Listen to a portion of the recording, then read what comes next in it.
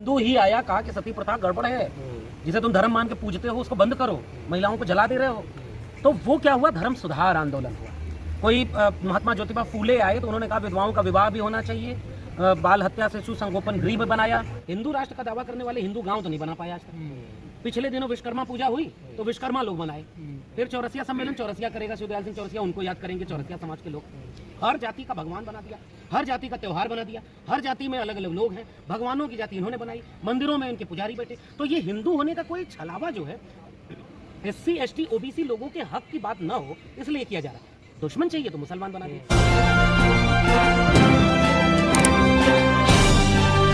आप देख रहे हैं पब्लिक आवाज TV।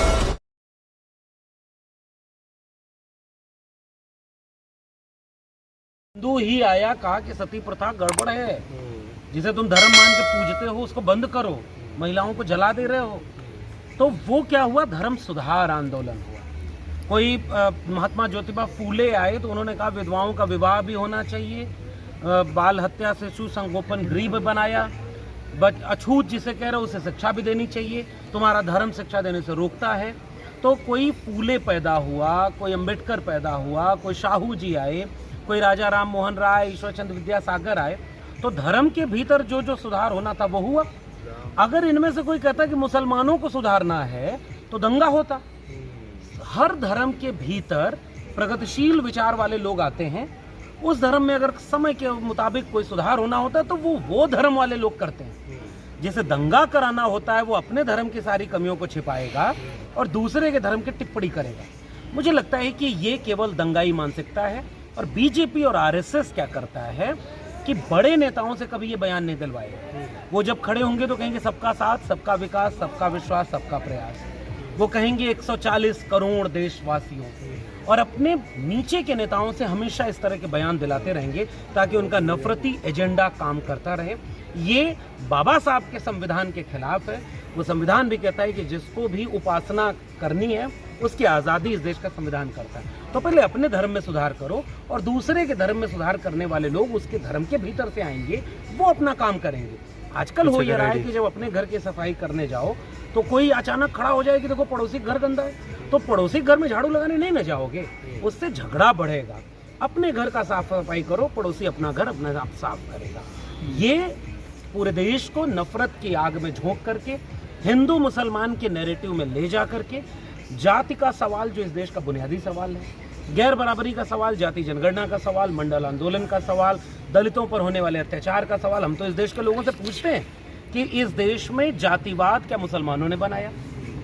किताब पढ़ने से रोकने के शास्त्र अपने मुसलमानों ने लिखे क्या? सड़क पर चलोगे नहीं, पानी पियोगे नहीं, ये मुसलमानों ने कोई किया? मंडल कमीशन का विरोध किसी मुसलमान ने किया? किसी संगठन ने, मुसलमानों के किसी संगठन ने कहा कि जैसे ही संविधान बना वैसे ही उनका लेख आने लगा कि हम संविधान नहीं मानते, हम तिरंगा नहीं फैलाएंगे? ये बुनियादी सवाल RSS और बीजेपी की दक्षिणपंथी मानसिकता का है, जो इस देश में मुसलमान को दुश्मन बनाकर पेश करना चाहता है ताकि हिंदुओं के भीतर जो गैर बराबरी है, जातिवाद है, आर्थिक रूप से विषमता है, उस पर कोई बात ना हो और एक फेक हिंदुत्व का नैरेटिव बना रहे। तो योगी जी तो कह रहे हैं कि एक रहो, नेक रहोगे, बटोगे तो कटोगे। आप जाति जनगणना कहकर बांटने के प्रयास कर रहे हैं। नहीं, योगी जी से मैं पूछना चाहता हूँ कि क्यों एक करने की बात आप कर रहे हैं? इसका मतलब बटे हैं। बांटा किसने? अगर सब हिंदू एक थे तो योगी जी को कहने की जरूरत नहीं थी कि एक रहोगे। इसका मतलब कोई बांट रहा है। तो योगी जी बताएं वो कौन बांट रहा है? तो हम पूछेंगे कि जातियां बांट रही हैं, तो जातियां किसने बनाई? योगी जी, मुसलमानों ने बनाई। भारत में आके जाती है बांटा किसने इस देश के हिंदुओं को? इस देश में किसने कहा कि ये भगवान तुम्हारा नहीं है, तुम मंदिर में नहीं जा सकते, तुम इस सड़क पर नहीं चल सकते, तुम पीठ पर झाड़ू बांधोगे, तुम स्कूल पढ़ने नहीं जाओगे, तुम तालाब का पानी नहीं पी सकते जिसे जानवर भी पी सकते हैं? ये तो शुक्रिया अदा करना चाहिए इस मुल्क के हर बाशिंदे को कि इस देश में बाबा साहब का संविधान लागू हो गया, जिसने इंसान को इंसान के बराबर और एक कर दिया। इसलिए बांटने वाली ताकतें हिंदुओं की कौन है ये मैं जानना चाहता हूँ। वो जाति व्यवस्था है। योगी जी योगी होने के बाद काम, क्रोध, लोभ, मोह, अहंकार से ऊपर उठ जाता है, कोई सन्यासी हो जाता है और वो कहते हैं कि मैं क्षत्रिय हूँ, मुझे इस पर गुमान है। भगवान भी मेरी जाति में पैदा होते हैं। तो भगवान की जाति किसने बताई? हनुमान जी को दलित किसने बताया? हर जाति वाले अलग अलग अपना भगवान लिए हैं। तो ये किसी मुसलमान ने तो नहीं किया ना। आपके धर्म के भीतर बंटवारा है जो आपके धर्म के लोगों ने किया, बाकी लोगों को पैर से पैदा करके गुलाम बनाने के लिए। संविधान को हम मानते हैं जो बराबरी की बात करता है। हम संवैधानिक विचार को ही इस देश का विचार मानते हैं। वो ये कहते हैं ना कि देखिए जात पात खत्म करने की बात करते हैं लेकिन जाति व्यवस्था लाना चाहते हैं। जैसे कि बीमारी के किसी डॉक्टर के पास आप जाइए तो उससे कहिए कि जरा जांच करो, तो कहता देखो ये इलाज कराने आए हो, जांच कराने की बात करते हैं। भाई जांच करोगे तब ना पता चलेगा कि इलाज किसका करना है। माथा में दर्द है, पैर का एक्सरे हो रहा है, इससे कभी समाज में दर्द बीमारी ठीक होगी? बीमारी ठीक करने के लिए बीमारी का जांच सबसे पहली चीज होती है। देश चलता है तो सड़क बनाने के लिए जब टेंडर पास होता है तो पहले सर्वे किया जाता है कि कहाँ सड़क नहीं है, कहाँ पुल नहीं है। ये अलग बात है कि आजकल जो सड़क बन रही है अयोध्या में भी बनी वो भी टूट गई, तो ये तो एक अलग बात है भ्रष्टाचार कितना हो रहा है। सर्वे के बिना सड़क नहीं बनती, सर्वे के बिना कोई पॉलिसी नहीं बनती, सर्वे के बिना देश कैसे चल रहा है? सवाल ये है ना, जाति खत्म करने का पहला कदम जाति जनगणना है। जाति जनगणना होगी तो पता चलेगा कि किस जाति का हक किसने खाया, उसकी बराबरी होगी। किसी को ज्यादा कोई कब्जा किया है तो उससे कहा जाएगा कि दूसरे के हिस्से का मत खाइए, और जिसको कुछ नहीं मिला उसको उससे का हक मिले। बराबरी होगी, अपने आप जातियां खत्म हो जाएंगी। लेकिन जातिगत गैर बराबरी रहेगी तो जातियां कैसे खत्म होंगी? हाँ, यही तो डर है ना उन लोगों की। आपका निशाना संपत्ति पे है, आप बांटना चाहते हैं।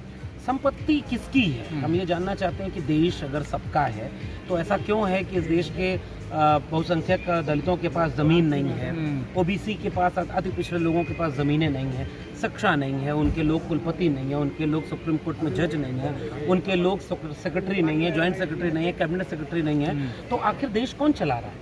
अगर देश सब लोगों का हिस्सा है तो क्या इस देश के 90% आबादी जनगणना रजिस्टर में दर्ज किए गए आंकड़े मात्र हैं, या वो भी इंसान है? और अगर इंसान है तो अमृतकाल के भारत में उनको कितनी जगह मिली? कितना, हमारे यहाँ तो नारा चलता था ना, 100 पाने वाली गांठ पिछड़ा पावे 100 में 60। तो बाद के नारे क्या हुए कि 100 में 90 शोषित हैं, शोषितों ने ललकारा है, धन धरती और राजपाट में 90 भाग हमारा। धन 90 भाग जिसकी आबादी उसका होगा ना, तो वो रिसोर्सेज को छीन करके किसी को देने की बात नहीं है। पहले एक्सरे तो कर लो, फिर पॉलिसी बनाना। मंडल कमीशन कहता है कि समानता केवल समान लोगों के बीच लाई जा सकती है, असमान लोगों को समान लाने के लिए असमान नियम बनाने होंगे। जाति जनगणना इस देश की सबसे बुनियादी जरूरत है जो बताएगी कि किसने किसका हक खाया है। सर ये जो एक आखिरी सवाल, जो राजनीतिक अछूत और सामाजिक अछूत मुसलमानों को बनाया जा रहा है, जो लोग सेकुलरिज्म का हवाला देती हैं जो पार्टियां, वहीं बैकफुट पर नजर आती हैं जब संविधान बचाने की बात आती है, और कई सारे उदाहरण हमारे और आपके सामने हैं। मुझे लगता है कि एक पॉलिटिकल नैरेटिव होगा कि अगर हम मुसलमानों के पक्ष में बोलेंगे तो हमारे हिंदू वोट कंसोलिडेट नहीं होंगे। शायद पॉलिटिकल पार्टियां इस नैरेटिव में जाने से बचती होंगी। मुझे लग रहा है कि बोलना पड़ेगा, इस लिहाज से बोलें कि संविधान जो हक और अधिकार देता है, संविधान को आगे रखें। अगर उस अधिकार पर हमला किसी मुसलमान पर, दलित पर, पिछड़े पर, आदिवासी पर, महिला पर, गरीब पर, किसान पर हो रहा है तो संविधान आगे लेकर के आपको उनकी आइडेंटिटी पर बात करनी चाहिए। और ये बात बचाना चाहिए कि बस एक फर्क ये होता है कि आरएसएस चाहता है कि हिंदू बनाम मुसलमान पर ही बात हो, हिंदू बनाम मुसलमान पर। हम ये कहते हैं कि जो गरीब है, कमजोर है, अब पेट्रोल अगर 100 रुपया लीटर मिल रहा है तो गरीब मुसलमान को भी मजबूरी में वही लेना पड़ रहा है, हिंदू को भी लेना पड़ रहा है। शिक्षा बिक रही है, प्रोफेसर नहीं है, शिक्षा महंगी हो रही है, तो उसका नुकसान हिंदू, मुस्लिम, गरीब सबको है, एक जैसा है। तो मुझे लग रहा है पॉलिटिकल पार्टियों को ये बात समझनी होगी कि अन्याय कहीं भी हो, किसी के साथ हो, उसके साथ खड़ा होना मुझे लग रहा है कि संविधान और आइडिया ऑफ इंडिया के लिए सबसे बुनियादी शर्त है।